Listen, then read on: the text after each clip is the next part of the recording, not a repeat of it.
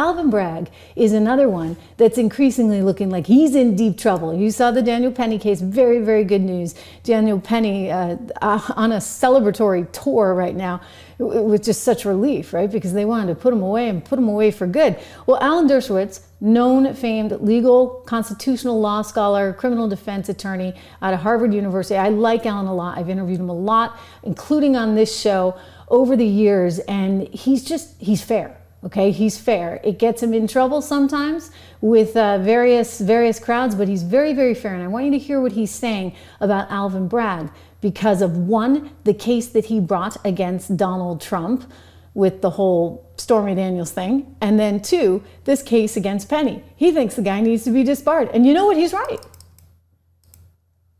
Sir, did you want to start off with just the immediate reaction to the not guilty verdict in the Daniel Penny case?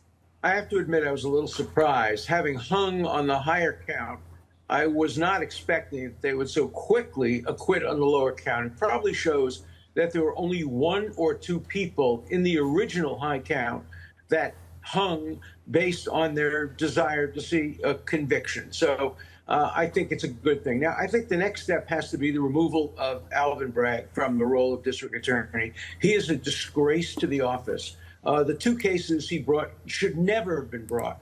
The case against Donald Trump, which was made up out of whole cloth, which to my mind involves unethical, unprofessional conduct by Bragg, and also this case, which should never have been brought either.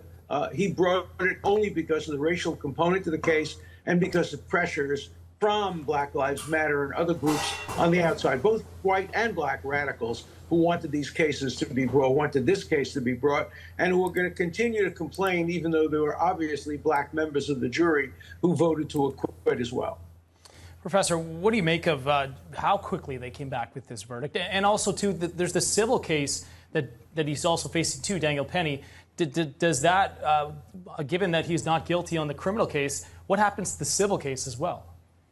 It'll be thrown out. There's no case there. Civilly, the only thing that will happen is that Penny will get an enormous amount of discovery and we'll get much more information that we don't now have about the alleged victim in the case. So my prediction is it will be withdrawn. I don't think they'll go any further. I don't think they'll get any kind of a verdict.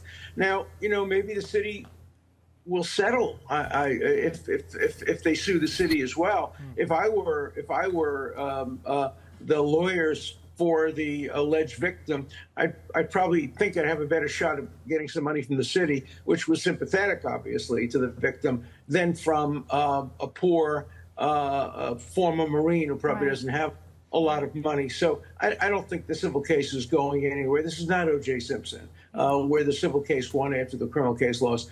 There was no case here to bring it all, either civil or criminal. Yeah.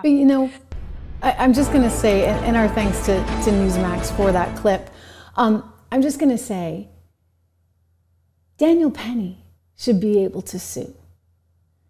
And Donald Trump should be able to sue. I mean, how is it fair that they can go out and seek to destroy your life and you have no recourse here? I'd be suing Letitia James. I'd be suing Alvin Bragg. I'd be suing Fannie Willis.